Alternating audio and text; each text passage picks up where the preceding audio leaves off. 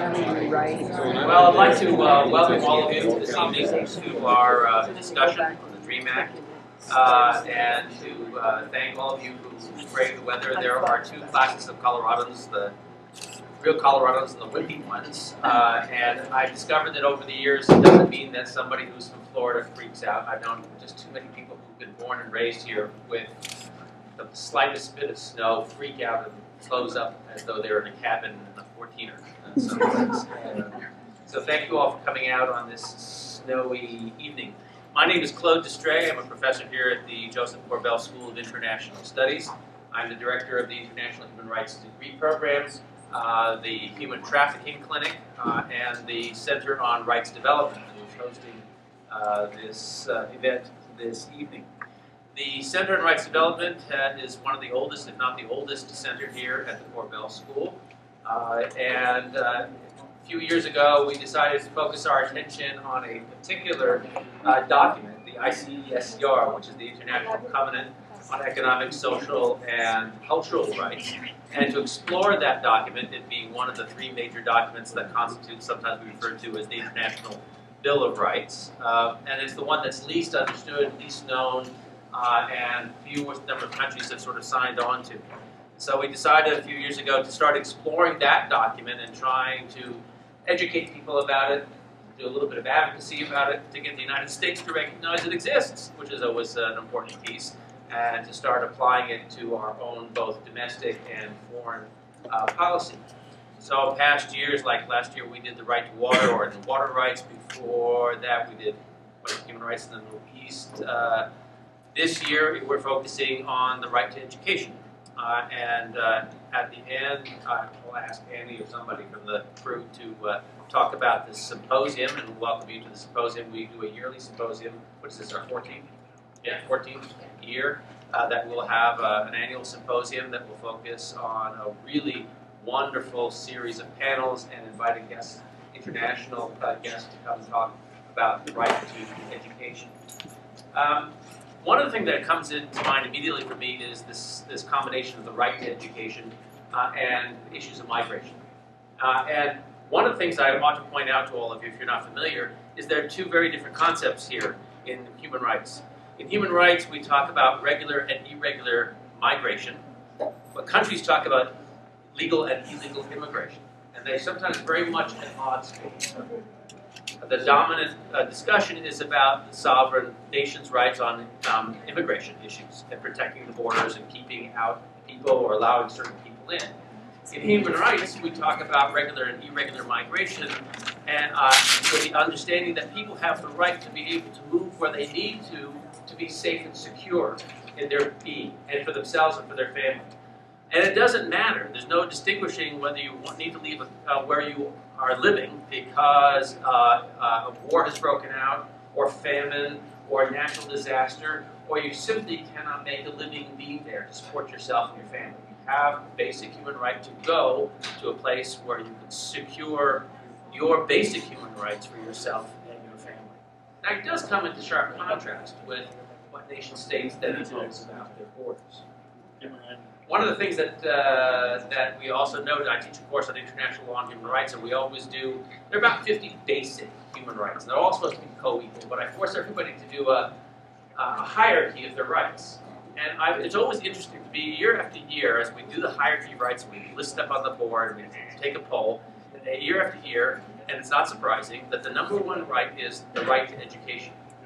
That might be a surprise to some of you, but not to me. Why? Because if they're graduate students paying over $1,000 a credit hour to get an education at the University of Denver at the Corbell School, I'm not surprised that that's a big priority, right? But it's really a very big priority for many of us. And I'm hoping that the folks who are in that course and you and I will always try to keep that right to education in that very top sphere of really basic human rights that we have to pay attention to. The right to education is enshrined in many ways in the international sphere. Article 26 of the Universal Declaration of Human Rights, the core one, talks about the recognition of the right to receive an education, the exercise of parental rights in the matters of education, and all the aims of an education. Article 13 of the ICESCR, which I just talked about, that there is a universal right granted to every person, regardless of age, language, social or ethnic origin, or other status, but that other status includes migration or immigration status. The 1960 UNESCO Convention Against Discrimination in Education aims to eliminate discrimination in education and promote equality of opportunity and treatment.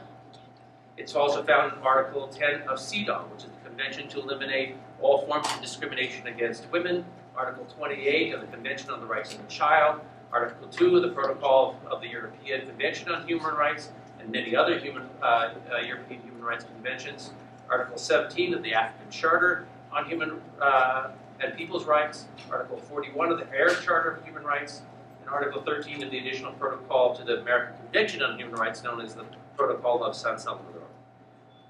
Some of those components that all of them talk about is they break it into 4 components: availability, accessibility, acceptability, and adaptability. I'm not going to talk about those, but we might chat about those as part of the conversation, but those are all 4. Repeat them: availability, accessibility, acceptability, and adaptability of education to all.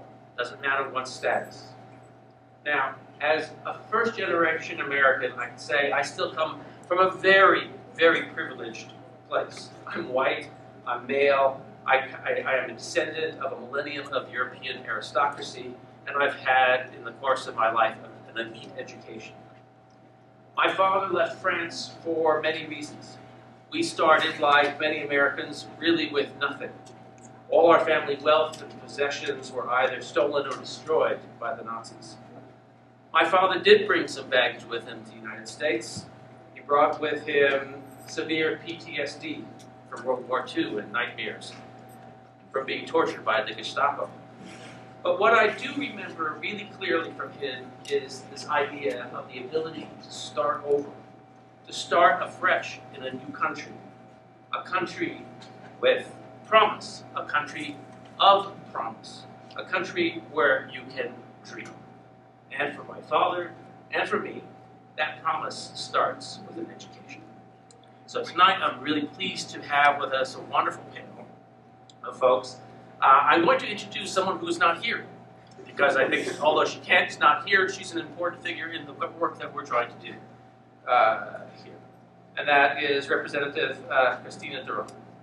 And let me say a few words about her. She apologizes for not being able to come. She had a last-minute late session in the legislature, and you know how those things, well, maybe you don't know how those things work, but you don't have really an opportunity to say, sorry, I got to skip out, I got this panel to go to at DU. No matter how interesting the panel might be, you're not allowed to leave those kinds of things.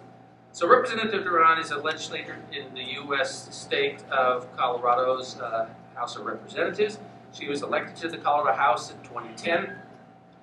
She represents House District 5, which encompasses part of Northwest Denver. She's a proud native of Colorado, and she happens to also be an alum of the University of Denver. Recently, Representative Duran was recognized in a Denver Post article entitled "Women Who Broke Political Barriers." She received the Denver Business Journal's 40 Under 40 award.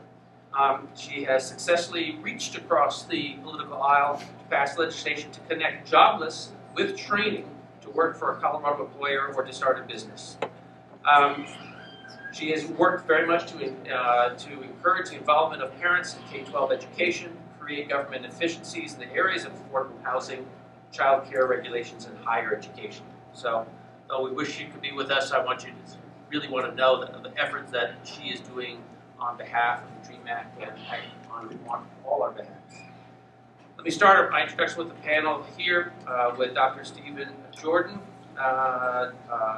Dr. Jordan has served as president of Metropolitan State College of Denver since July 2005.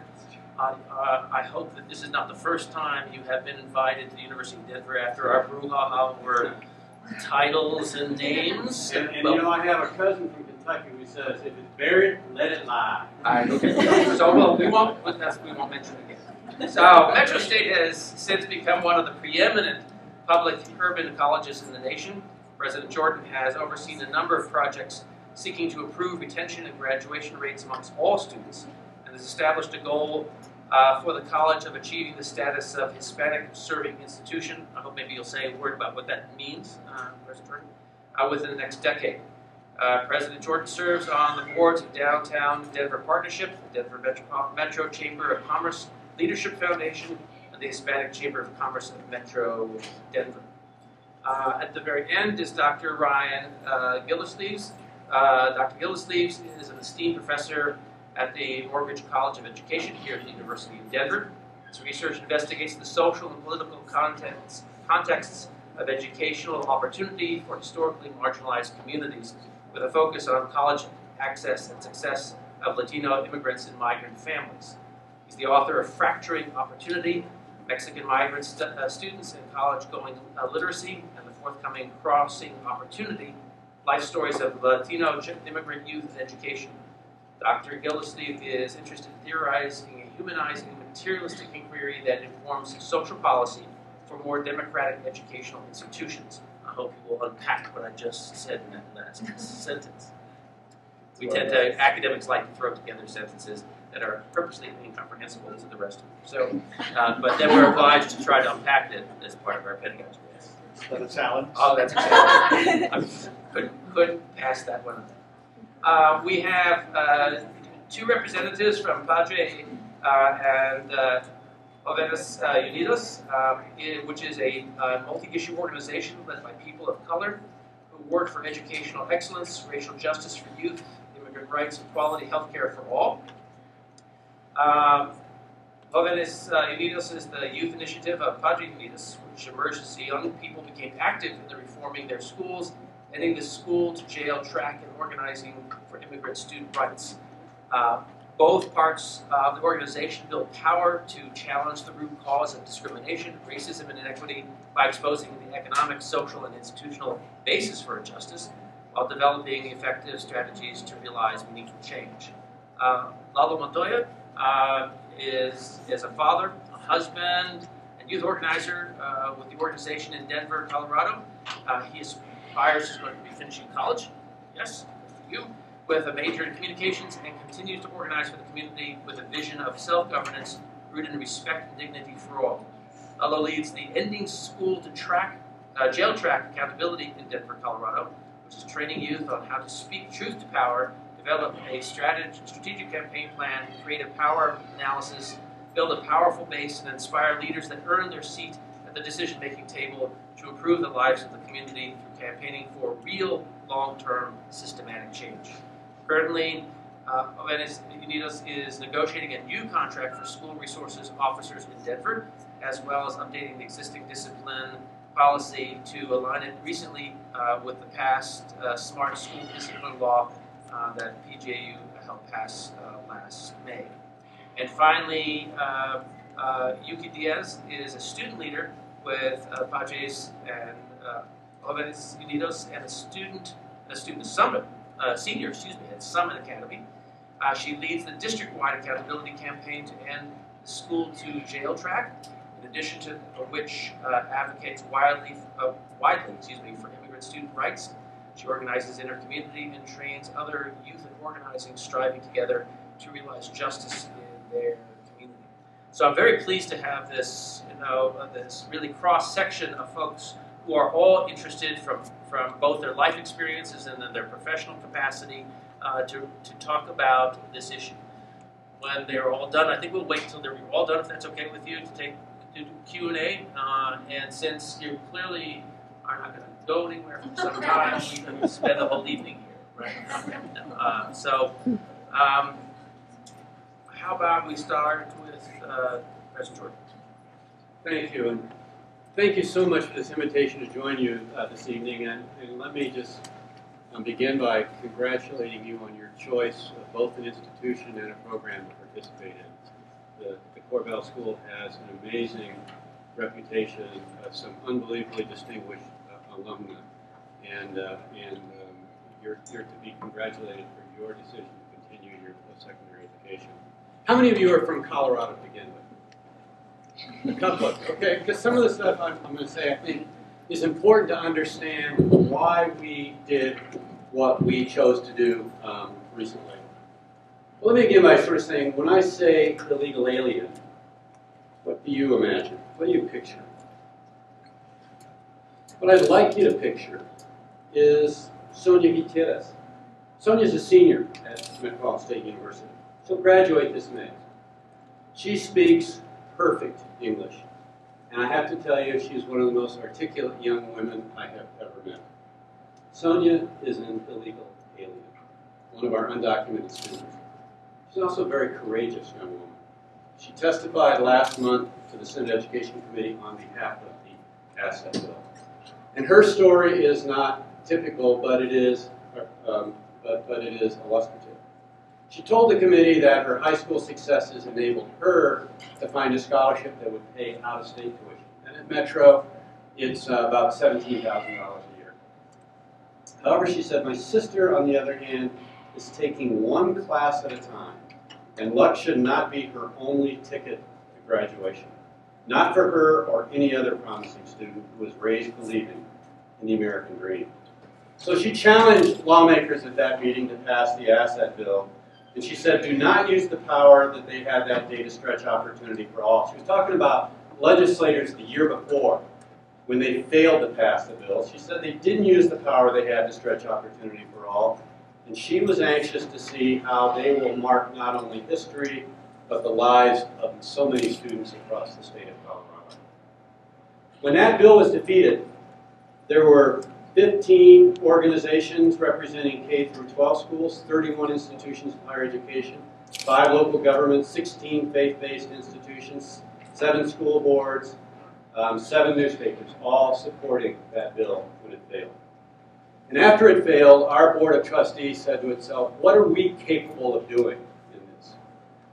We knew what we could not do. We could not provide in-state tuition because that's what that bill had promised.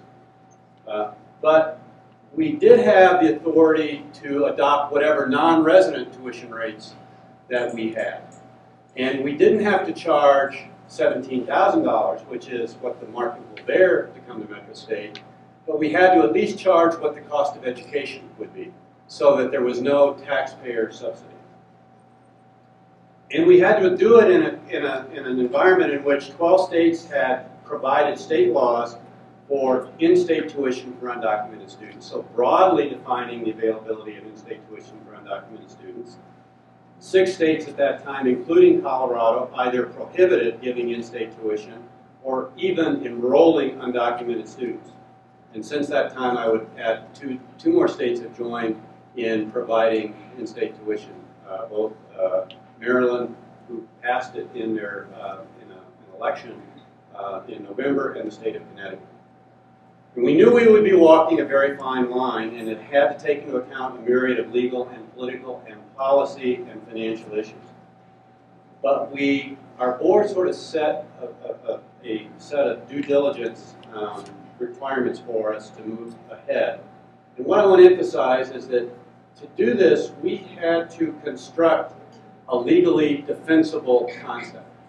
We could not simply say we were going to do this with the notion that it could be easily overturned, because people's lives were at stake. People actually were going to be enrolling. They were going to be, in some ways, outing themselves by doing this, and so we had to be sure that what we did would be legally defensible. The rate that we constructed turned out to be certainly not as high as our non-resident rate, and what we did was calculated the total cost of education, what it cost us to provide the education. You might be surprised that at Metropolitan State University we do that for about $6,200 a student. I don't suspect you're doing that here at the University of Denver. And then we put in, because the taxpayers of the state of Colorado had paid for the buildings, we put in a proxy for a payment for buildings. So we added another 10% onto that $6,200 to put in a proxy for the cost of capital. And we set that tuition rate so that there would be no state subsidy. When it was all said and done, we ended up with a rate of about $7,100, almost $10,000 less than what our non-resident rate was at. In constructing the legal arrangement, we had to say, okay, what is the set of criteria? And if you think about most state public institutions, states determine in-state residency status on the basis of domicile. And not on the basis of your domicile, but on the basis of your parents' domicile. So that your parent has to demonstrate that they are domiciled in the state of Colorado, they are here legally, that they pay taxes, that they're employed in the state of Colorado. It's a little bit difficult for an undocumented student to prove that. And so how do you create a legally defensible structure?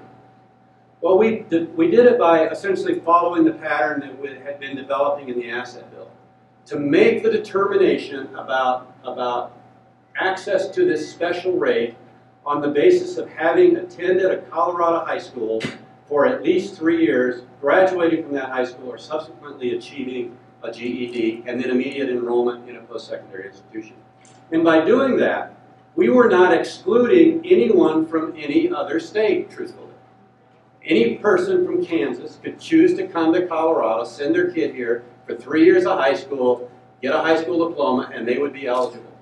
And it turns out that what we were doing is looking to a model that had already been adjudicated in the courts in California, and had been both in the lower court and in an appeals court, and had been ruled to be legal as a way of providing a benefit to a class of individuals. Not on the basis of their race, not on the basis of their residency, but on the basis of their having attended a high school, graduating from it, and the state having a legitimate public purpose in saying, having invested in these people up to $80-some thousand in their K-12 education, it's legitimate that that we would want to provide an affordable education to make them a part of our economy. So that's the structure that we implemented. We did it before the president announced his process for deferred prosecution and for availability of work permits for young people. The irony is the president made his announcement 1 week after we had passed our rate. We had no idea that the president would do this. I was called before the legislature to justify our actions. I was called to justify or to respond to rumors of, had I been to the White House and had I actually negotiated a deal with the president? Had he promised me $36 million if I did this? I'm serious. These are the questions that I was asked. I will tell you I have hundreds, if not thousands, of new pen pals. Most of them not very pleasant in what they have to say. I had people who wrote the most horrific things about my general counsel because she is of Hispanic background, a family, I might say, who has been in Colorado for more than 300 years, who has more right to be here than any other person in the state of Colorado. So we went through all of that. But as we proceeded, the tide turned, and a majority of the emails became letters of support. We got support from the Federal Department of Education. As you may know, the Attorney General opined that what we had done was illegal. It was based upon Colorado law, which actually speaks to the unlawfulness of providing benefits to undocumented individuals on the basis of federal law that actually refers to specific federal law, which is actually federal welfare law. And so we, with the help of our congressional delegation, got an opinion from the Congressional Research Service, the arm of the Congress that provides services, and they opined that what we had done was legal. That clearly that we were not providing a public benefit in the sense of the welfare laws because there was no subsidy being provided to anyone. These students were still paying their own 100% of their own cost. So we sort of ended up at a no harm, no foul on the legal side. We were threatened to be sued by former Congressman Tancredo. He solicited in our student newspaper students to come and act as the complainants. He subsequently, after he asked for, we had a whole series of open records requests, and after a while he announced, well, all the students have said they're intimidated that the university is going to do something to them, therefore they won't file, so he's not going to carry through with his lawsuit. I think it's important to understand why did we do this, and this gets back to the history. You have to understand, and I appreciate your opening comments about immigration and immigration patterns, because you have to go back to the Mexican Revolution to understand that in the Mexican Revolution, there were three principal train routes that went out of Mexico. One went to Chicago, one went to San Diego and Los Angeles, and one went to Denver. And hundreds and thousands of people migrated out of Mexico to Denver at that time and settled in what is today the Auraria Higher Education campus. It was at that time the north side of Denver, and it was the Hispanic body. It had originally been a German community, a Jewish community, somewhat of a melting pot. Hispanic immigration, campus becomes, or that area becomes predominantly Hispanic. And then the state makes a decision that it wants to build a state institution, a campus, and so they use the state powers of eminent domain to move an entire community out. Very, very difficult times in the mid-60s. Unbelievably hard feelings created from it. But from that, a promise was made that the three institutions that provide that are located there will in perpetuity provide to every displaced Aurarian or their direct descendants free tuition and fees to go to either the University of Colorado Denver, Community College of Denver, or Metropolitan State University of Denver. And in that time, we at Metro alone have provided almost $1 million worth of scholarships to students who fall in that category. So there is this long history in our institution about where we came from and our responsibility back to that community. Several years ago, as I looked around and observed the changing the demographics of the state of Colorado, and you could see that every age group from 0 to 44, the traditional college-going age group, all of the white population in that age group were expected to be flat or decline, and all the growth were in people of color. And then you looked at the disparity in educational attainment and understood that Colorado was second in the country in educational disparity between its white population and its largest majority population was the Hispanic. And you said if one of Colorado's three largest institutions, CU Boulder, CSU Fort Collins, or Metro, if one of us wasn't at least a Hispanic serving institution, you would have no chance in ever having educational equity attainment in the state of Colorado by trying to do it through Adams State and Western State and Mesa and CSU Pueblo. And so we committed to become Hispanic serving, which means that 25% of our students must be of Hispanic origin. When we started down that process 5 years ago, we were 13% Hispanic. We have grown at a rate of 8% per year compounded since that time. We're now 19.5% Hispanic, 33.5% students of color overall. By far the largest institution providing students of color enrollment. And we expect that next fall we will be over 21% students of color. So we will make this goal. Why do we do this? We do it, one, because we think it's the right thing to do. Because we believe the state's made a major investment in these young people in their K-12, and I assume you all know that every state, by U.S. Supreme Court ruling, is required to provide free public education, K-12. But no state is required to provide post-secondary education. So that's a determination of the state. So one, we just think it's good public policy. Having made that investment, why wouldn't you want to make it possible for these people to get an affordable education? And instead of being on the expense side of the budget in the welfare programs, the prison programs, the healthcare programs, making a contributing individual in society. Second, clearly, we were benefited by the actions of the president. Now that every one of our students has to work. And these students are no different. And so it gives them the opportunity to have a work permit immediately, to be able to work while they go to school and pay an affordable tuition rate. And finally, we believe that it helps to create the kind of campus climate that will assist us in achieving our goal to become a Hispanic serving institution. We cannot count these students in the numbers for Hispanic serving purposes. They have to be U.S. citizens to count them under the federal law. But let me tell you, it makes a big difference in terms of how that community perceives your university as either welcoming or not by your decision about whether these young people are welcomed and treated the same as every other student on your university campus. So we thought those reasons were all compelling reasons for us to stick our proverbial necks out and to make the decision.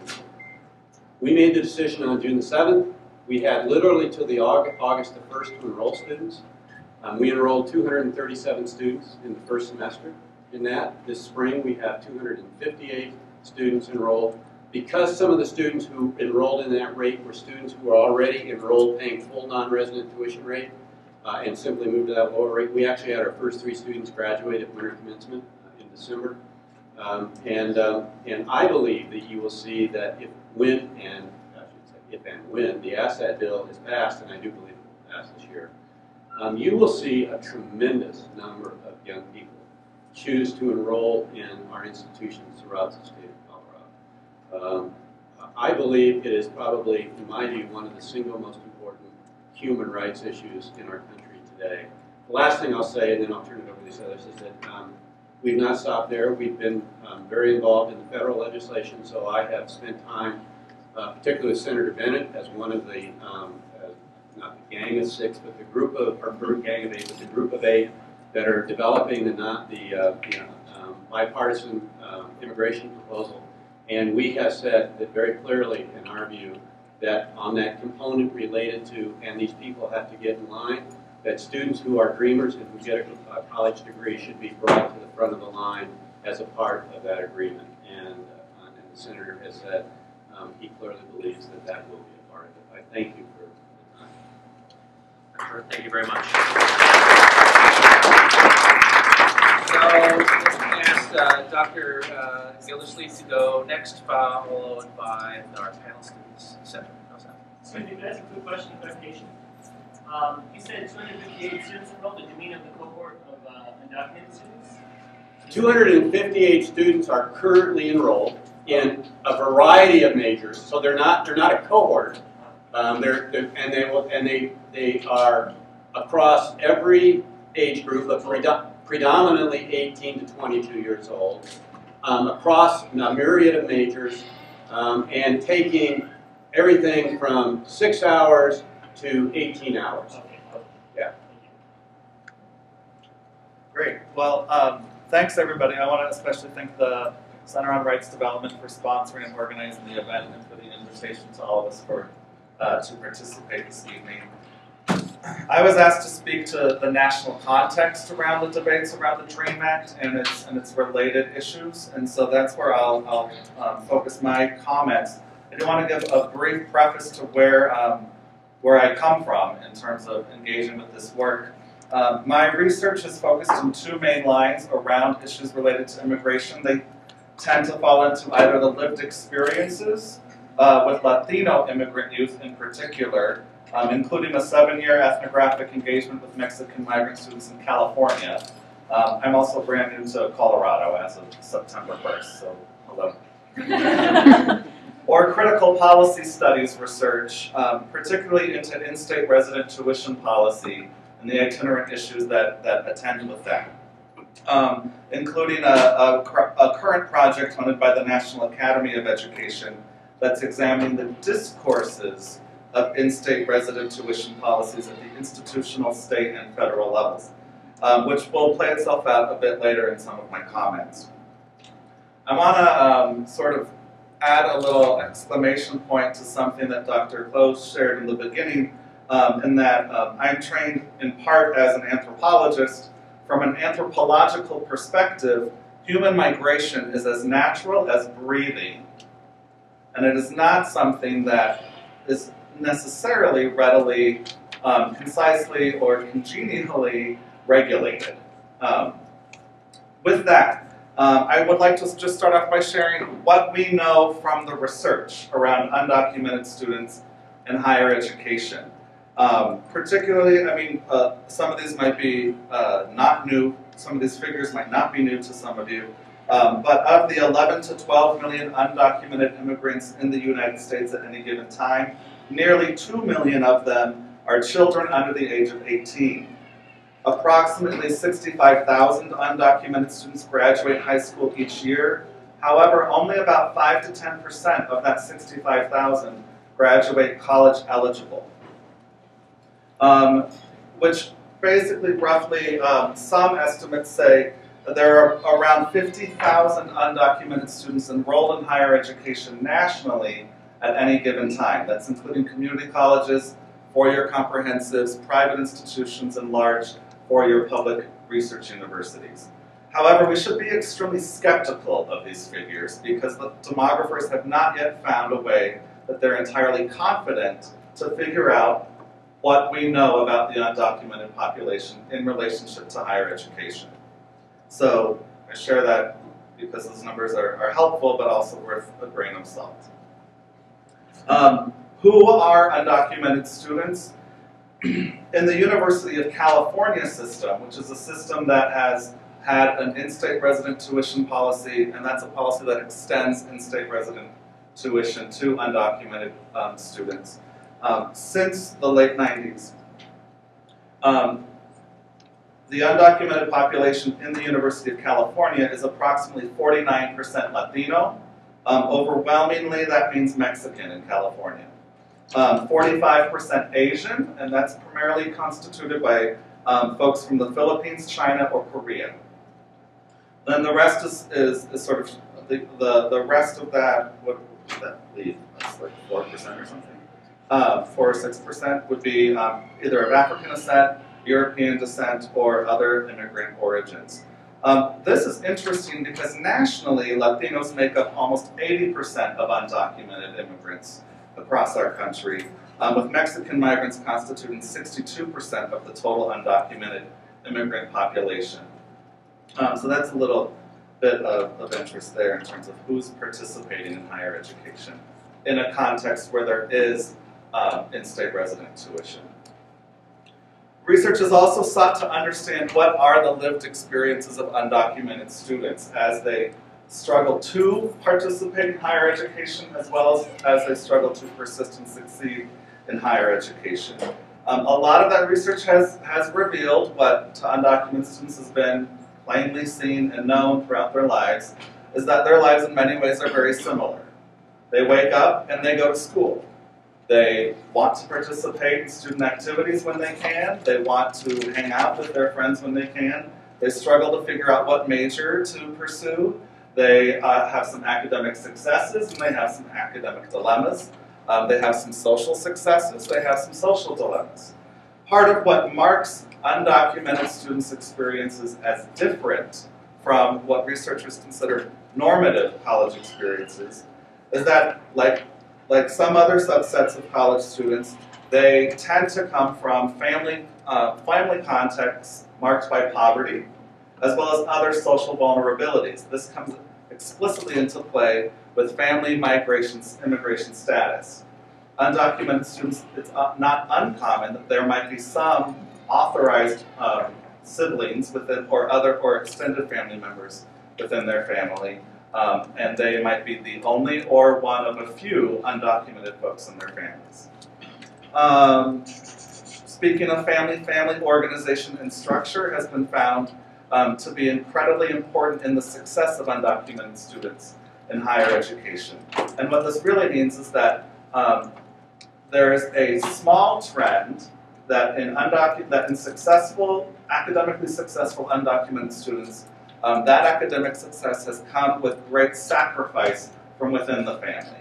That sacrifice sometimes means something as crass as you get to go to college, but your sister does not.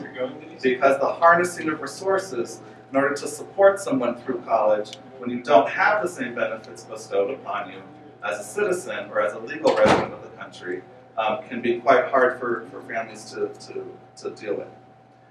They also tend to be working either full or part-time.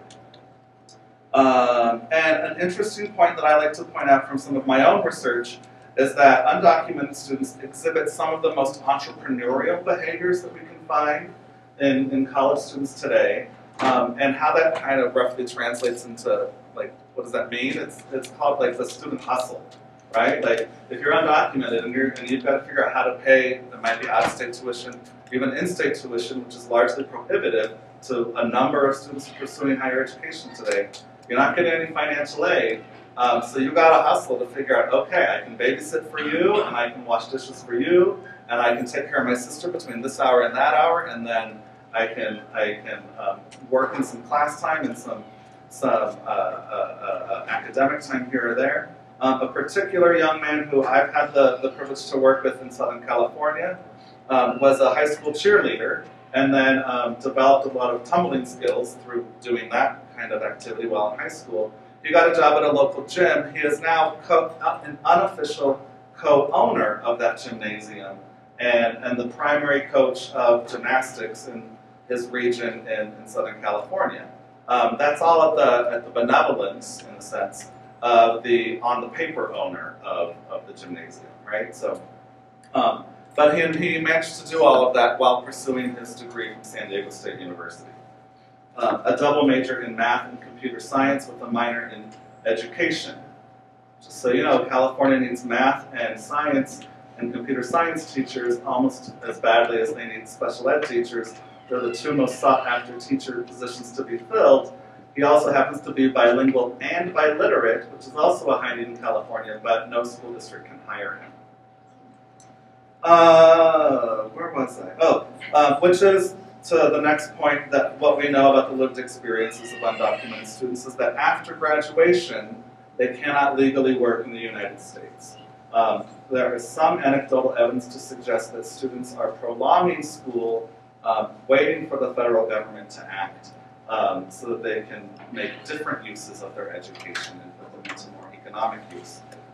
For example, a young man who I've also worked with in Northern California has pursued 2 master's degrees, is currently a PhD student, and has deferred his admission to Columbia Law School. But his other options are to not be able to use the degrees that he's worked really hard for. So he's figuring out what he can do. Institutionally, what we have found is that faculty and administrators often are uninformed about the legal and policy landscape for undocumented students. So regardless of whether the institution is in a state where in-state resident tuition benefits are extended or not, registrars, financial aid officers, admission officers, academic advisors, individual faculty members quite often don't know what they're allowed to do, what they're supposed to do, what they're required to do, which puts undocumented students in a real precarious position about not knowing who to trust on campus, not knowing if they're getting the real right answer, and not knowing how to take action on the answers that they do get. And it's one thing to say, well, keep asking until you get the answer that you want, right? But sometimes that comes at a real cost, because the answer you want might not actually be right. Or if you go around somebody to get a different answer than what they provided you, there could be real consequences against you in the future. So overall, we talk about this in terms of the conflicting messages about policies and institutional practices that undocumented students are generally subject to across their campuses. College outcomes, so what happens when students go to college? Well, one thing that we know is that in-state resident tuition policies matter. In states where there is an active, extending in-state resident tuition policy, undocumented students are far more likely to go to college and far more likely to succeed while they're in college. We have suspicions that there's a greater proportional representation of undocumented students at community colleges, largely because of the cost and the accessibility, as well as that we have greater proportional presence in less selective four-year schools, which also tend to be correlated with lower costs. Other unknowns that the research has yet to be able to really figure out is what are the persistence and or the college completion rates for undocumented students. So how many of those who come in graduate in a timely manner? So now to get to sort of the policy and political landscape. What I think is extremely important to recognize whenever you talk about education and immigration and combining the two is that education in the United States for the past 30 years has been, education policy has been this process that Michael Apple out of Wisconsin calls the conservative modernization of education. And what that means is, or what Apple would suggest that means, is it's, he calls it a hegemonic block of neoliberalism, neoconservatism, new American managerialism, and populist fundamentalism. I'll explain these in piece by piece here. Or actually, we'll cut that out and we'll just get to the nitty-gritty. What that means is that schools have been privatized, schools have been organized, and had an onslaught of policies that put the locus of control of education in this country in an elite few who want to secure benefits and rights for their own children or people like them. And yet these policies control a great number of, a huge mass of folks, right? So it's all rather problematic. But that's important to recognize when we're going to talk about policies that connect education and immigration. And that for the last 30 years, education has been under fire with these policies that, for example, like the high stakes testing, right? And increased number of charter schools and school vouchers and so on and so forth. Immigration, I think it's safe to say that in our contemporary context, we are in this broader situation of anti-immigrant policy regimes. And we find evidence of this in Arizona's Prop 300 and Prop 107 from a few years ago, California's Prop 209, which did away with affirmative action in the state of California, and was quickly followed by Washington and Michigan, as well as California's Prop 187, which was the precursor to a number of propositions like Arizona Prop 300, and then on to the bills and propositions in Georgia and in Alabama. And then we also see Oklahoma and a few other states following suit. This ties in also with the increased militarization and capitalization of the U.S.-Mexico border. If you visit the Arizona-Sonoran border today, you will see more military presence there than you will in San Diego, than you will in Norfolk, Virginia. And you will also see an increased number of private militarized companies there, basically making money off of the detention and deportation of migrants crossing through that desert. So that's a little bit of backdrop to immigration policy. So simultaneously with this anti-immigrant policy regime and the conservative modernization of American education, we see these pockets of resistance. So we see things like Texas House Bill 1403 and California Assembly Bill 540, which were the first two in-state resident tuition policies to go into effect that extended the tuition benefit to undocumented students. We see things like Metro State taking initiative and figuring out their own way to serve undocumented populations. We see things like DACA coming down from President Obama, despite its problems. We also have a broad discourse around things like the Latino vote and the new Latino diaspora and the power of Latinos in America. And I mention that because it's hard to dissect Latino from undocumented immigration in our contemporary context.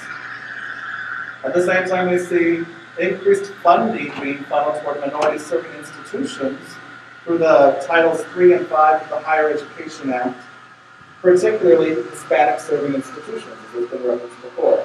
Millions of dollars being funneled into these institutions to serve these populations. And then we also see grassroots organization and humanitarian efforts like an organization called No Mas Muertes, or No More Deaths, which provides humanitarian aid along the Arizona and Sonora border, delivering socks and fresh water and first aid to migrants crossing through the desert. So in my own work, I talk about this crazy context as dreams being engaged while dreams are being denied. I talk about democracy in action while democracy is in crisis.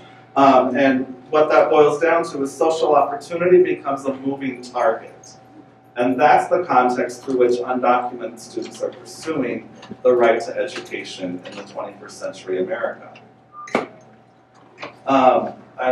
I was going to then talk about in-state resident tuition policy in particular, and then move into the DREAM Act, but I have completely lost track of time.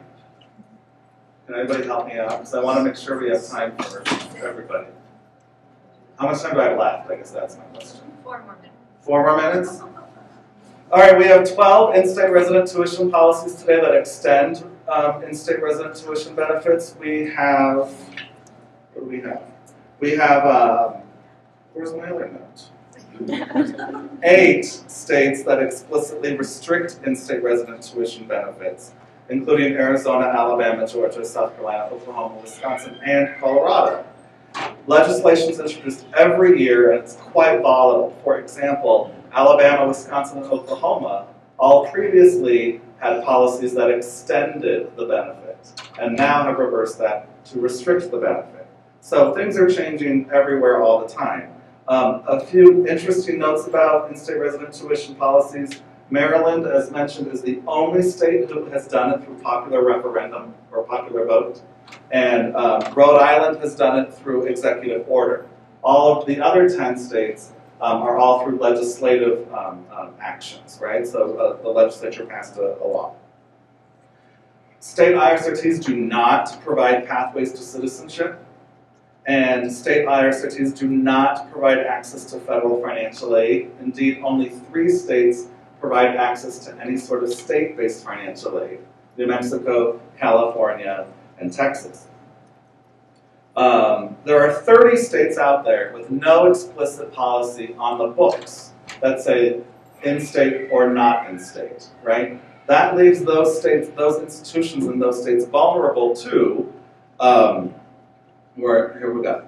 insecurities, ambiguities, and abuses of power from folks like attorneys general, from folks like regents of the university systems or boards of trustees, from folks like individual enrollment management directors or officers, right?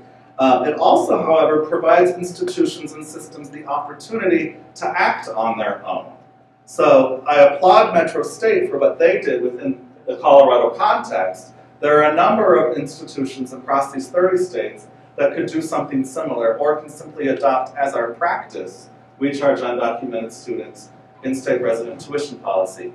That, however, relates back to my earlier point about how most college administrators have very little secure footing or understanding of what the policies and practices are at their particular institution or within their state context. So there's benefits and constraints to having a law and to not having a law and to having the different kinds of laws that you might have. So briefly on the DREAM Act, I'll just give some nuts and bolts. It does not guarantee in-state resident tuition. What it does provide is a pathway to citizenship, as only the federal government can do. So there's a limit to what states themselves can do, and providing that pathway to legal residency and eventual citizenship is not part of that. That is part of the DREAM Act. The DREAM Act does not have very much to do with in-state resident tuition. It makes it blatantly clear that that is an okay thing to do for institutions and states, but it does not repeal any of the restrictive policies in places like Alabama, Georgia, and Arizona.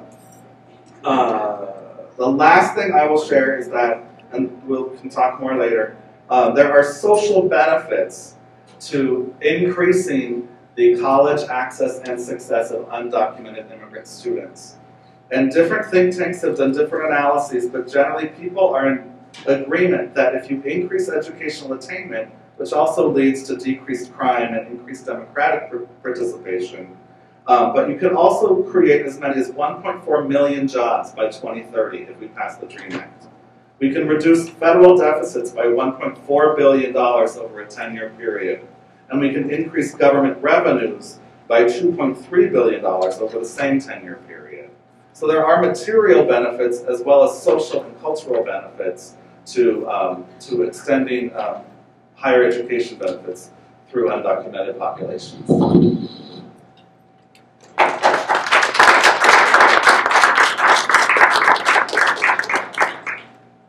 So we will now listen here from Mr. Montoya, Mr. Diaz, however you wish to divvy up your work your presentation.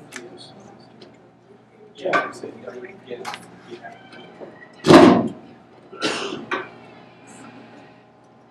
All right, good evening, everyone. Thank you all for being here. We're very happy to be here. I I think Dr. Jordan, Dr. Ryan, Dr. Jordan did an amazing job, and I just want to give them both a round of applause because of the work that they're doing and how it is that the work that the youth are doing on the ground every day complements and really is a beautiful partnership at the end of the day, and it's moving mountains, it's changing people's hearts. So please give them a big round of applause. I would like us to, actually, if you can disconnect it right now, it's fine. And if you could just go up to the video screen, there's a video that's on cue. What I would like us to go into right now, though, before we show you this video, and before Yuki speaks, is I want to talk to you about hope and how migration is like breathing. It's a natural part of life, and not just humans, but other species on Earth, butterflies, all that. So recently, my little sister, she's 10 years old, and she came over after school, and she was so excited because she said, "Hey, bro, my teacher just said my homework is to talk to you about immigration, and she just wants you to share your story, and she wants to because she saw how her 10-year-olds in her class, 4th grade, are coming to her worried. Some of them have experienced their parents leaving them, getting deported. Their families are torn apart still to this day where they don't know who their grandmother is. And one thing that she said is, my friends just want to know more about why are we so separated from my family, from our families. My sister has not met our grandma. Now, to me, that is a very important thing that a law, that people in power have that power to do that. They actually have the power to tear apart a family. And the impact that has on kids every day. Because they're not going to get to know or feel that warmth of their grandparent. Every day that passes by, the fear of many families is that their loved ones are going to pass away. I've met young students that are going to high school, doing what they have to do, and they've seen their father that had been recently deported die in Mexico, and they saw a video of the funeral. And the devastation that causes as a young person, what hope does that provide for you? So you see a lot of students then give up that hope because even though there's teachers telling them, go to college, they know that no matter how hard they work and pass their grade, pass their test, that's not possible for them. So then you have that hopelessness lead to negative actions. You have them leave school. You have them hustle in the negative way. And that all because at that time, the conditions were set for them to provide them with hope. To provide them with las ganas that Sonia has and inspires so many other youth to do so. And Yuki, that goes back to her school and says, hey everybody, let's go support Dr. Jordan, let's go to the Capitol, support Crisanto Duran, as we're going to pass in-state tuition this year. That hope is what organizing provides with our organization. That is what it does. Organizing is transformative. Organizing takes what seems impossible in the civil rights movement of our day.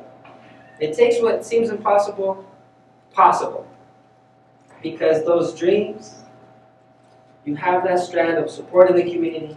You have panels such as these, where they're so important because we all can be part of that difference and create a vision where all the students in our schools will have that hope and will not have fear while they go to school.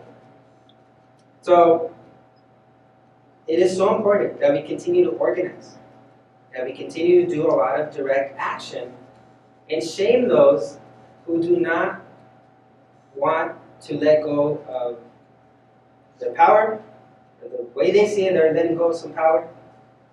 They do not want to acknowledge another person's dreams and potential. Because at the end of the day, we all benefit when a community has hope. Like you just said, economically we all benefit, but also personally. You go to high schools and you ask students, do you know someone that's undocumented? And everybody raises their hands. You ask teachers, do you know someone that's undocumented? And they all raise their hand.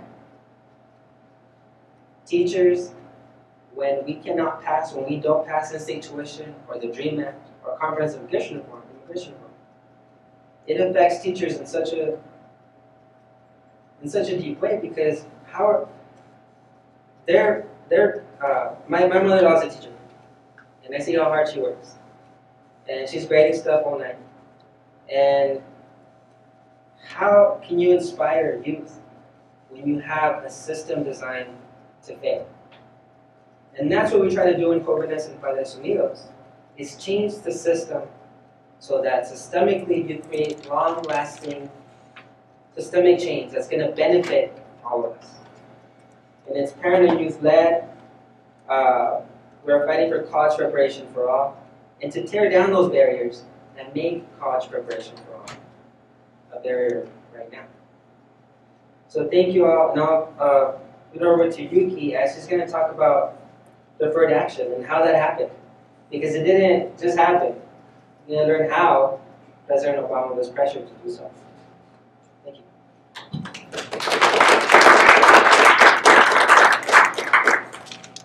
Hi everybody, I just want to thank all of you guys for being here today.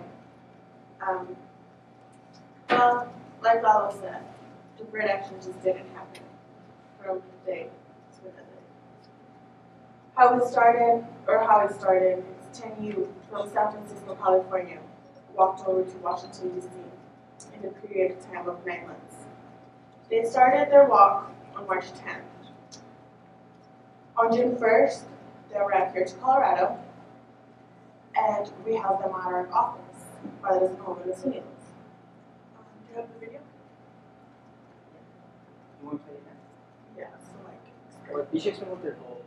Okay, so what their goal is to get the attention from the media, to get attention from people around the country.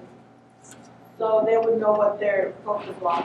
And their focus was to force President Obama to stop deporting dreamers, also known as undocumented students. When they got here to Colorado on June 1st, it was a 20th year celebration anniversary. On June 5th, we took over Obama's office here in Denver. Our goal was for 2 dreamers to get arrested. So we went into this office, we protested. So we went into this office. The 2 dreamers sat on the floor trying to get arrested for civil disobedience. We were there the whole day, nor they didn't get arrested, or they just didn't listen to us. The 2 dreamers were so devastated that none of that happened. That within hours into their act, they decided to go into a hunger strike. We were there day and night, and I can say we, because I was there. I was suffering with them. I was there during the nights, all night long, suffering the cold weather, the rain, suffering that every other hour cops would come and tell us, you guys can't be here, you guys are going to go home, you guys can't be sleeping here, you guys are going to get arrested. And that just didn't stop us from achieving our dream. Every night we would help and light vigil, So when our community comes, the good thing is that our community had our support us the whole time. Every night our community would go, stay there with us, bring us food, blankets, anything that would help us be there. Within our 6 days, our drummers got out of the office. On June 11th, yeah, they got out. So that's what the drummers got out.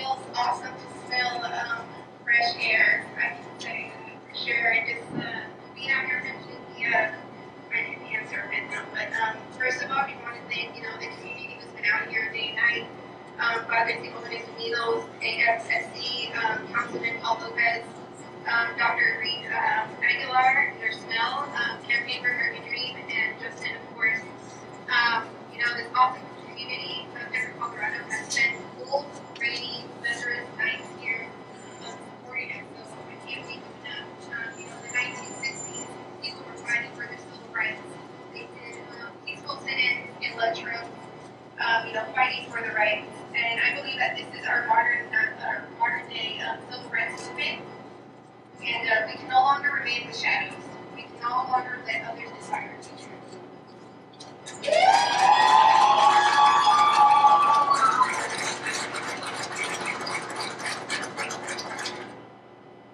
So those were our two brave dreamers who decided to do the hunger strike.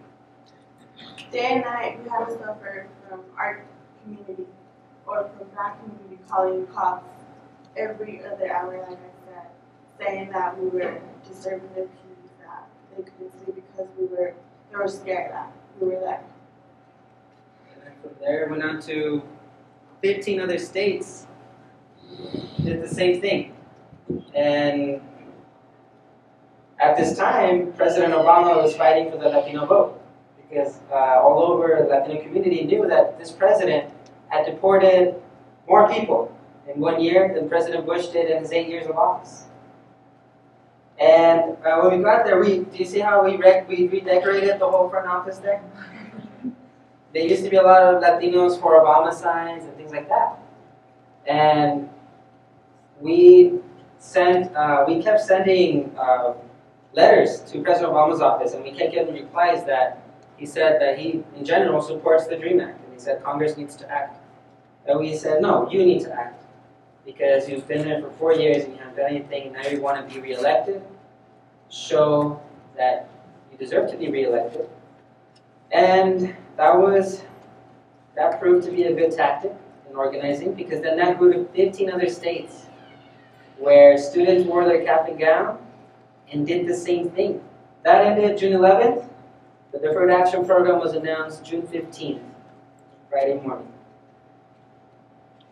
Then recently, first time ever, that a dreamer, a college student, was able to speak at the Democratic National Convention. Recently, at the speech to State of the Nation address, there were undocumented people in Congress there listening to the speech. We're at the point where these sort of policies like the DREAM Act, and this is confusing because you have the DREAM Act, you have comprehensive immigration reform, and then you have in-state tuition laws that all serve different purposes. Even if the DREAM Act is to pass, Colorado, if they don't pass in-state tuition, the DREAM Act wouldn't affect students here. So, as all these things happen, and then now you have deferred action, which is a process where students have to, it's the same requirements for the DREAM Act. They have to show that they're in good moral standing, which means a lot of things. It's a beauty pageant. But you have students like Yuki, like Vanessa, that are the future of our community. And that will be working with you. And who knows, maybe they'll be your boss one day. In the end, we're all here. This country,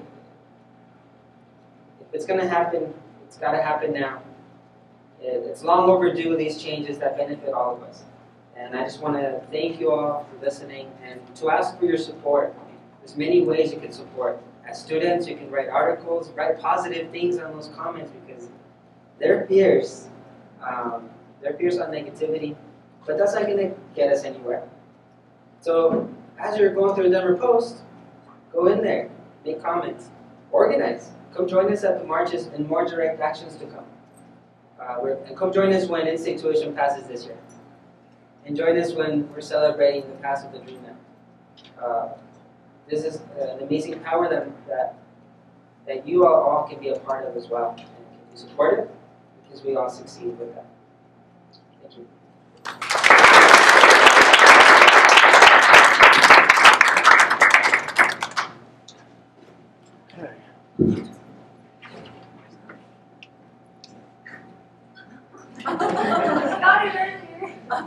Please ask a lot of questions. So, thank you both. Thank you all. I was reminded by your remarks, and I should have brought back memories of a particular very important mentor to me that I should say just a note about, and we'll have some meetings with some of the members of the panels, and that's Courtney Gonzalez, who was my mentor, who introduced me to what was then the Chicano student movement, to La Raza Unida, took me into the fields unwillingly, I have to say, to work side by side with illegal migrant workers. And I'm very pleased to see a new generation taking where Corky has the old work that he did and continue in his memory and his work. So, I mean, I felt need to say that because he was a very important person to me. If you don't know who Courtney Gonzalez is, shame on you, number one. Number two, Google him, and you'll find out. Okay. So let's have some questions and from the audience. Anyone? I'm wondering to Dr. Jordan if any other universities or colleges in the state have come to Metro for guidance, that they're inspired by the policies that you've undertaken and want to transform similarly themselves. With respect to what we did, I would say they're all right behind us. Really? No, I mean, Oh. they're Oh. willing to stand behind us, they're not willing to stand up with us. But what's interesting about it, let me just sort of say the history. When the first asset bill was introduced in Colorado, we were the only, 11 years ago, we were the only institution that supported it. As recently as 3 years ago, we were the only institution that supported it. This year, almost every institution, with the exception of the University of Colorado, has supported the asset bill. And so it's been a marked improvement. But let me just say what we have been able to do because of what we accomplished. To the best of our knowledge, we are the only public institution in the United States that has stepped out and done this. By doing it, we have gained great credibility in Washington, and so we've had numerous conversations with the General Counsel of the Department of Education and with Undersecretary Cantor, and with the General Counsels for the Immigration Service, as discussing the feasibility of using what we have done as a model to address for the other 30 states that where the feds could say what they've done is okay with respect to federal law, to give them some ability to not feel uncomfortable about stepping out. So one, those conversations have been very active. As recently as last week, I was meeting with the Undersecretary and the General Counsel again on that issue. Second, because of all the legal work that we did and the experiences we had in the processes of enrolling students and doing all that, clearly we have helped to shape this year's asset bill in some very significant ways that weren't a part of the bill the year before, just because we actually have some real experience in it. I would say that there were a couple of institutions that said they were really interested in doing it, but they did not have boards like I had that were willing to take the risk. So this is for Dr. Gildersleeve and anybody else who'd like to weigh in. You're talking about sort of this climate and mentality, I think, towards immigration and reform, and through legislation and otherwise. Do you feel like anybody's sort of listening to the academic voice, or when you talk about the anthropological point of view, or do you feel, how do we get that to weigh? I mean, I feel like maybe people already have their minds made up one way or the other, but if there are people listening, or how do you feel like we insert academia into the conversation better than we have? So if you're interested in becoming an academic or engaging in social concerns through academia, I think you need to make a choice about where do you believe change happens. Academics, I think, rarely affect real change at the legislative levels or at the executive levels. And I think rarely do we see real change coming organically from the legislative levels or the executive levels. If you want to affect change by participating in the grassroots, I think there's real opportunity to do so there. I'm new to Colorado, so I've not yet taken the opportunities to engage with particular grassroots organizations here, but I have a longer history in engaging with organizations in California and Arizona, where I'm from. And so I think in that regard, all of my academic work helps me be a better asset to those organizations. I think there's a big difference, though, as an academic, to think of oneself working for and working with different struggles for social opportunity. And that's something that is a personal choice for you to think about the consequences of those two choices. There's probably other choices, too.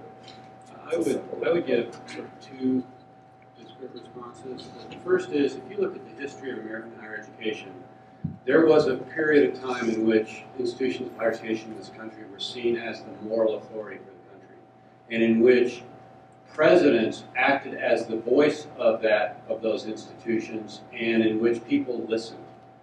Somewhere along the line, and particularly I think as a result of the Vietnam era, institutions became very reluctant to step out and to act that, and so we sort of lost that holy pulpit in our ability to do that. And I think what I've heard from many colleagues around the country is, good on you for being willing to step up and act as that sort of moral authority and take the risk to do that. That's sort of at one level. I think we literally gave that up ourselves. On another level, I think academics can play an important role through their governance process. As I said, that our faculty senate on a number of issues, but particularly on this issue, has taken positions and passed resolutions, and then on behalf of their faculty have gone down and testified in support of it with good, legitimate reasons for that support. And I think that is an important thing that academics can do, and to describe the benefits that can be achieved for the community, for the state, for the country by doing that. But it means that the faculty themselves have to be willing to actually, as a collective, engage in the debate. And my sense is, and I don't mean this derogatorily, but faculty tend to focus on their discipline, and not on these other issues. But I do think faculty can play a very important role by their willingness to engage and adopt positions, and then to carry it with their own voice, not as the voice of the administration, but as the voice of the faculty to public policy makers. Way back there. I was pretty surprised to learn that New Mexico, Texas, and California are the 3 states that offer financial aid, state-based financial aid. What would you say is different in those states politically or socially that those 3 states would have that, whereas other states don't? Well, I can certainly say with respect to New Mexico, I mean, there is a very dominant Hispanic culture in New Mexico. I think that, New Mexico not only provides financial aid, but it essentially says any undocumented student from any place else can come in and take advantage of their tuition rate, which is, nobody else does that. My sense is that those are states that have such large Hispanic populations that it could be done. One of the great things about the asset bill, at least that's different this year than it was in the past, is this year's bill says, one, that these students are eligible for private financial aid that it flows through the universities, but it also says for the first time that they are eligible to receive institutional aid. In Colorado, institutional aid is tuition set aside. Now that's an important thing to understand, is that by definition in Colorado, tuition is actually considered to be general fund, state money.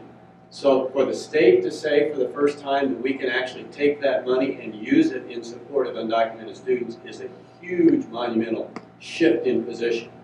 And I will tell you that when I met with the Undersecretary of Education last week, she was very, very interested in that issue, because they're trying to find middle grounds between no aid and this, full state aid, which they know very few states would be willing to move that way. And so they're looking for models that would be, that at least provide some ability to support these students while they're going to school.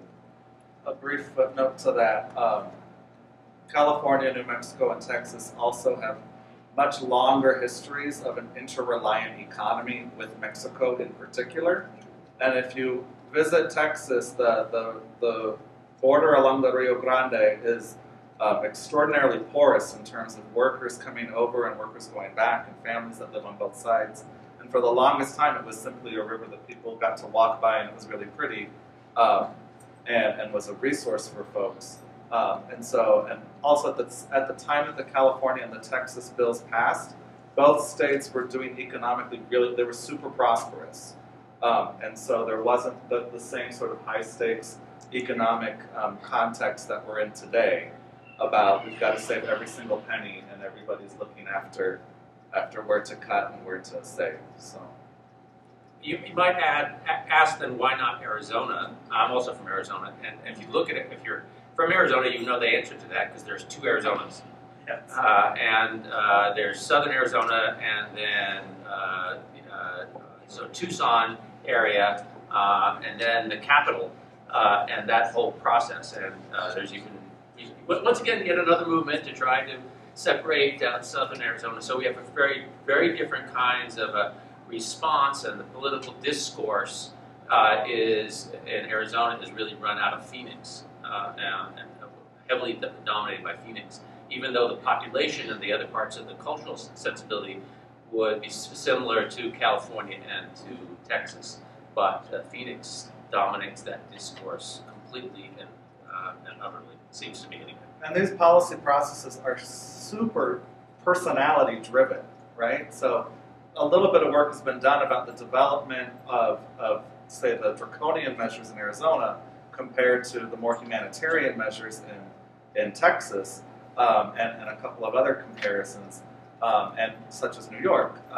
But really what it relies on how the bill is brokered between personalities and the involvement of industry in the power sector. So in New York, It was industries within New York City arguing for in-state resident tuition that convinced Republicans in the New York Senate to pass the bill. In Texas, the same thing. In Arizona, however, industry was like a few very heavy hitters came into play and said they came into play to support the draconian measures of Prop 300 and 107. So you have to recognize the policy process is not this rational scientific process where they listen to the research and they do what research says would be good. So. And just to piggyback on that, in terms of conditions, you also have the mass incarceration in our country, and how you have down here at the GEO group where people that are in deportation proceedings for a traffic stop, and you have families with their kids literally being detained there, and their kids are going to school there. I'm forgetting the name of that documentary that just came out, but their kids get a blanket and a teddy bear, and they're detained and they're on jumpsuits as well. Those things are playing out too. The mass amounts of money on the militarization of the border, the capitalism behind it, and how the lobbyists in Washington are working with banks like Wells Fargo that benefits the most from the Latino community, because even the Mexican consulate, they have a table for Wells Fargo. And as soon as people get their Mexican consulate IDs, they can open an account. But they also benefit the most and invest the most into mass incarceration efforts in the detention centers. So you have our crime rate is actually declining, but here in Colorado, the prison population is increasing. We even have people detained here people in jail right now from Alaska. You have to fly them in here. And now they want to propose people from California so that they're brought over here to Colorado. So we have to think about just an immigration policy. That's also playing out, and that capitalism behind it, the money behind the prison industrial complex. I just have a question. I know that I applaud all your efforts, first of all. So my question is, we're talking primarily about Latino groups here, but have you guys had any coalitions with other underrepresented immigrant groups that are going through the same things that you are, as far as being here illegally, wanting to take advantage of the DREAM Act, wanting to take advantage of in-state tuition and such? There's two places specifically where a lot of times that comes from the youth. So you have Lincoln High School, where you have the majority of the students there are undocumented. And then you have a big Asian community there at Lincoln High School. Then you have South High School, where we have Jóvenes Unidos members there that are refugees or from Ethiopia. It's like Ethiopia. So they get it. You talk about immigrant rights, and they understand it. And they're able to join the movements that are happening here. So you're seeing that. And then organizationally, we have a lot of leaders in the Black community as well. So just the NAACP, you have the Veterans of Hope, Colorado Progressive Coalition. We're all talking and being visible with the unity as much as possible, and pressuring in different ways. However, there needs to be a lot more done with that, because there is a pinning that happens against immigrant communities themselves, and a lot of stereotypes that are played out all the time. Even within Lincoln High School, there was a time when the Denver Scholarship Foundation announced at the beginning of the school year, in the year 2009, they said, anyone that graduates this year with a 2.0 or above will get tuition to go to college, will get a scholarship to go to college. Well, they made that announcement to everybody, and 3 weeks before graduation, you had students freaking out because they received a letter saying, you need to provide proof of a social security number. And they could not. And the Latino students in the school that day, right away, huddled together. And I don't know what it is, Rodolfo Jorge Gonzalez. Right away, organized. And they went into the the teacher staff meeting and share their stories for the first time. The Asian students that were there did not want to share their story, but they were there in support. So even though they're directly affected too, but there is a fear about acknowledging that you're undocumented or someone in your family is. So we had to open up a space for that to happen. And as you open up those spaces, people will feel more comfortable and actually go out in the streets and organize. But sometimes their parents can't find out about it, because if their parents find out, they could get grounded, or they won't be able to be with their friends. Thank you.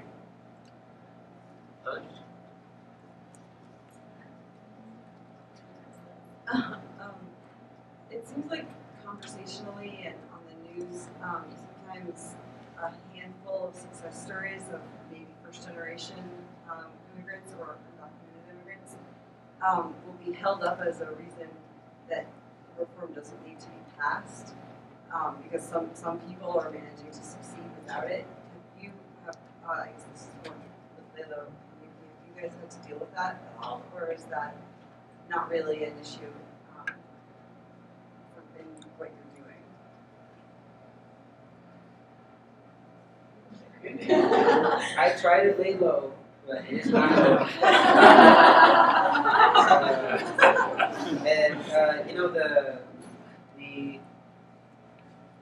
The DREAM Act has two parts to it. Students will get conditional residency. It's not permanent residency at the beginning, but it's 6 years of conditional residency if it's to pass. Once it passes, hopefully, right? You have two requirements. You have to either go to college and succeed for at least 2 years, or go to the military. Well, originally, when they first drafted the DREAM Act with Senator Durbin, they had a community service component. And all the way along the watering down of Congress and compromises, now all people talk about, even our senators, is college or the military. Now we know when students graduate here in Colorado, any student that graduates, most students have to take remedial classes when they go to college. And many don't succeed in college. And we look at the Latino population or the black student, we're not succeeding in college. So that essentially becomes a backdoor draft into the military. And as you're right, as these our students are lifted up, we have to find a way so that they talk about the contributions that people make every day in our community. And how can they benefit so that they can continue to be in the community. So community service is something that we need to fight for, but that's something that has been drawn out. Because people are saying, well, when you get to college, you're going to make it. You're going to make it. And there's a lot of groups that feel very strongly against the DREAM Act, even though you would think that they would support it. Because of that, because this could potentially become a boost for our troops. And it depends how you feel about it. I know you can poke back. So talking about the DREAM Act, I know it's not the same, but the asset bill is obviously part of the conversation. And with the asset bill going through the Senate right now in the Colorado Congress, how do you guys think that if that were to pass, what context would that set now for the DREAM Act in terms of whether that would have success? If that makes sense. So how would the asset bill passing impact the feasibility of the DREAM Act passing? Well, I will tell you how I see that.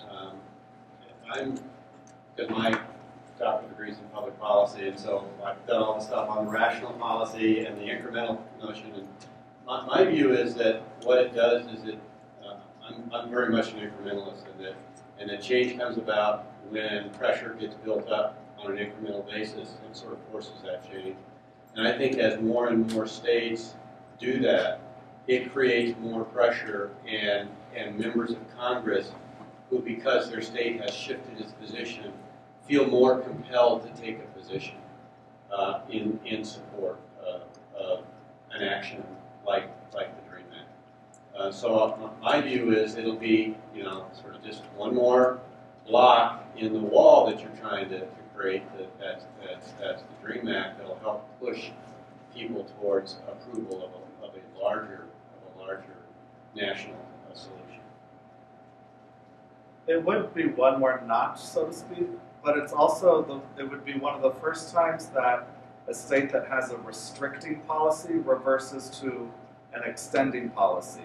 Whereas prior, we've only seen states that have extending policies flip to restricting policies. So, but I think people mischaracterize Colorado's policy.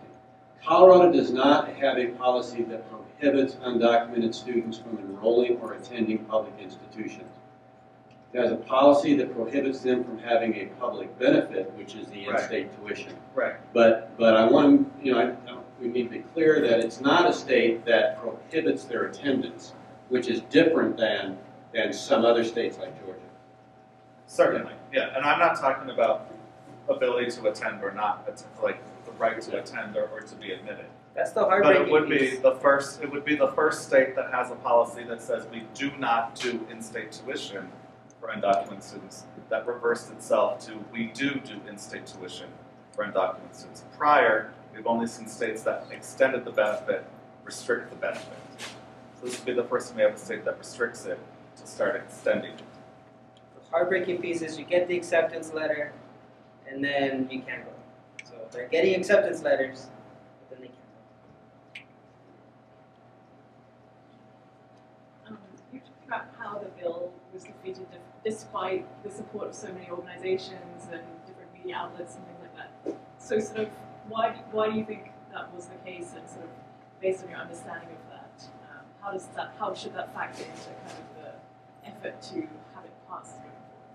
Well, again, lots of people will speculate about it, but I think it's a very good example of sort of party caucus processes acting out. I mean, while you could not call it a formal binding caucus position, they literally had a caucus position that we won't vote in favor of. And because they controlled, at least at that time, one house, they were in a position to stop the bill. And even though there were members of the party that had indicated they might be willing to vote for it on the floor, they were able to control the votes of the members of the committee to get a caucus position that no one would break ranks on supporting. And so it is it's the ugly side of why we have parties. I mean, there is purpose for having parties in political positions and taking that. And taking strong positions and acting it out. And they were very effective at being able to carry it out. The obvious problem with that is that the next election, if the other party takes over, it's payback time. And the other party is able to carry out its will in the same sort of controlled party discipline process. And I think that's what you see playing out now. The Democrats are being as controlling in their process as the Republicans were in their process. So we'll have some time, as often is the case, you'll have some time to chat with folks as they are able to stay for a few more minutes to talk with you individually. I'd like to thank all our panelists very much for this evening.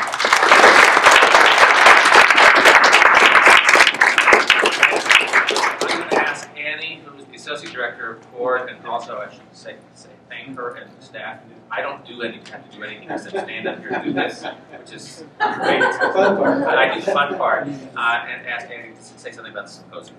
So thank you again all for coming, and thank you panelists. This is a fantastic discussion tonight. I want to invite you all in April to our annual symposium. Again, the theme of the year is the right to education. And the title for symposium is From Failure to Flourish, Global Challenges in Education. We'll have a series of events happening on April 9th, 10th, and 11th. And the panels we're going to have are featuring inequalities in U.S. education, Education Under Attack, which will address what do you do with education in conflict or emergency settings, and finding futures of education looking towards innovations that are happening around the world, moving towards a more global education system. So we hope that you can come back and join us for that. Watch for more information on the web, www.centeronrightsdevelopment.org. And thank you again, and we hope to see you next quarter.